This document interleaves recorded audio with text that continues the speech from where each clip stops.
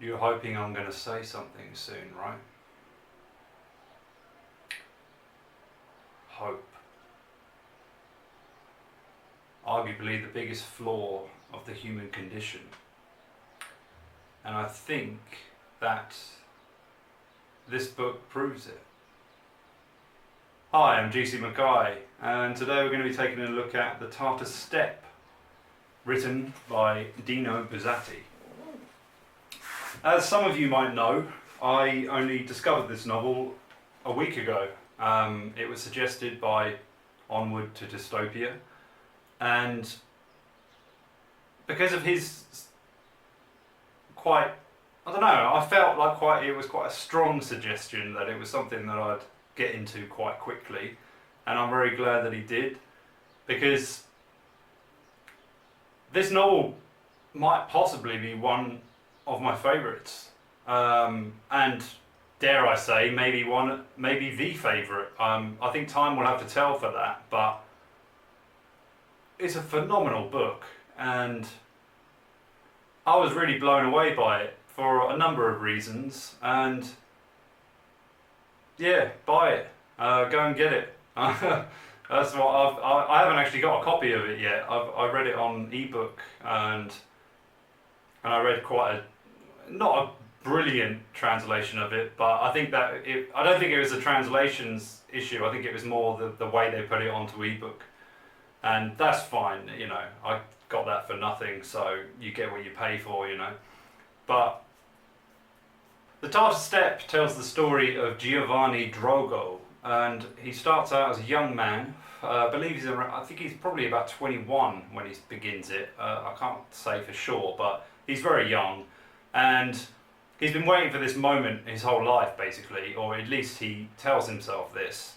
And he's been called up, finally, to go and serve at Fort Bastiani, which is a fort situated outside of the hometown he lives in, and kind of basically in the middle of the desert. He has to travel up mountains through kind of side-long, avenues with his horse, and it takes him quite a while to get there. Not really long, but it's up this massive steep hill, basically. It's in the mountains, but once you're beyond the mountains, it's just desert. And Buzzati never actually specifies where this is, though I got an overall impression that it is based in probably the north of Italy. But what I think he does so well, and I don't think enough books get credit for this when they're done well, is the fact that the location means nothing, because it doesn't really matter, because it could be anywhere where there's, this kind of landscape, and it would work, because he doesn't mention what the city's called or anything like that, or even the country that he's serving. It's just more to do with this heroic journey, I say with inverted brackets, because that's how it starts out. It's a hero's journey. That's what you're kind of expecting from the off, that this Giovanni has been waiting for this his whole life. His brothers no longer live in the house he lives in with his mother, and he sees it as his kind of calling, really, and his yearning to do, like I mentioned quite a bit in the denial of death. But this is exactly where the book flipped it on its head, because essentially this book is plotless. It doesn't really, whilst it does have a few incidents within it, they're really not the point of it at all. And the main point of it is that our hope and illusions can actually lead us into living pointless and completely dull existences. And although some might see that as a kind of warning against doing that kind of thing, I actually felt it just served as a massive metaphor for the human condition as a whole. That's what the main thing I got out of it. But it also has so much commentary on just the way life moves, time itself, and how it's like a river that appears that it's not moving, but it's always flowing, and you can't basically fight against the sands of time. So getting a bit more into the story, Giovanni reaches this fort, and he's immediately horrified by it, which I found a very interesting take. And even before that, since he was waiting for this day to travel up there and begin this new adventure, he has this feeling of like dissatisfaction almost, and he doesn't feel the joy that he expected. And I think that it's such a brilliant way to start it off, because how many of us have looked forward to something so much that when it actually arrives, we're left with a kind of bitter taste in our mouths, and our feelings feel very contradictory and almost completely disappointing. It's like the anticipation of something is usually so much better than the actual result. And the writing itself throughout the whole thing it reads like a kind of allegorical poem almost, because it's so beautifully weaved and just put in this kind of sense that you can just see so much of your own life within it, regardless of the fact that it is based in this kind of military environment, because it's not really about war. Some people, I mean, it is in some cases. It's about the hope for war, which might sound odd, but due to the dull nature of these people's lives, you're just asking for anything at some point. And so when Giovanni reaches this place, he's confronted by an older gentleman who's been there basically his whole life, and that triggers his horror towards the place, because as it would as well, because when you go into a workplace, for instance, this works as a beautiful kind of symbolism for this, and it's basically what inspired Buzzati to write it in the first place, if I remember correctly, or if my sources are correct, because he was working in an office job, and he realizes that his whole life was just being flushed down the toilet on monotonous tasks and daily routines, and how once you get sucked into that, it's very difficult to get yourself out of it, because it does provide comfort and security, but at the same time you're going nowhere with it. So it's like, and how many of us have kind of worked in these day in day out jobs where you're just doing the same bullshit, only to realize, like, wait a minute, what day is it? Is it Friday? Or no, it's Thursday. Or you basically get lost in it, and everything becomes the same, and how weeks turn into months, etc., etc. And before you know it, you've spent 3 or 4 years in a place that you never planned on staying for longer than a month. And the sheer horror of that, and how many of us are guilty of doing it, really, if we're honest with ourselves. I think we all are.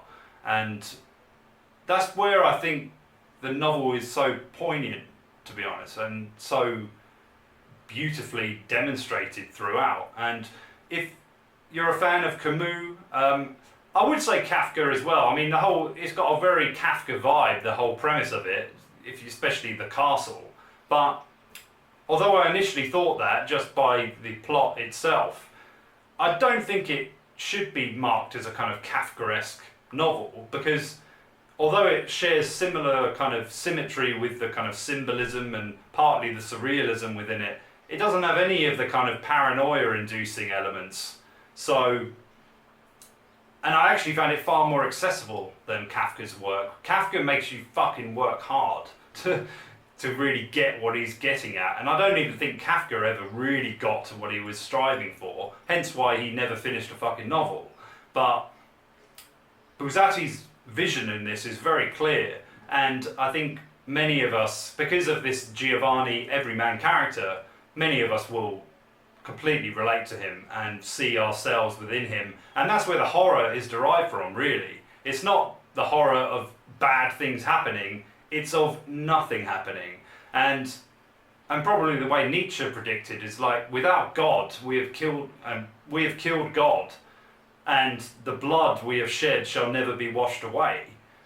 I think that really serves quite well, because during this time, without anything to really hope for or believe in, I mean, this isn't applicable to everyone, but to a lot of people, it's like the sheer monotony of day-to-day existence is so horrifying that we are willing to do any fucking thing imaginable to end it.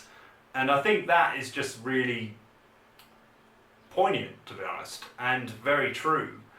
And so, to speak a little bit more about what actually happens in the novel, without spoiling it too much, it's difficult to say. Giovanni's initial impressions, as I mentioned, he's horrified and he wants out, and he actually requests this straight away. He says like, I don't want to be here. Like, he's looking around at it, seeing all these people who've pissed their lives away, waiting for a war that's never come, and an enemy that seemingly doesn't even exist.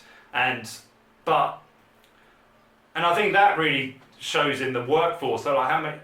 I've met loads of people who they say, "Oh, I've worked here 30 years and it's gone by," you know, and you think, 30, how the fuck have you wasted 30 years of your life, you know, stacking boxes or just running items through a till? And you think, Jesus Christ, it's like a whole life has gone by, and it's like, what have you achieved? It's like you haven't even been promoted.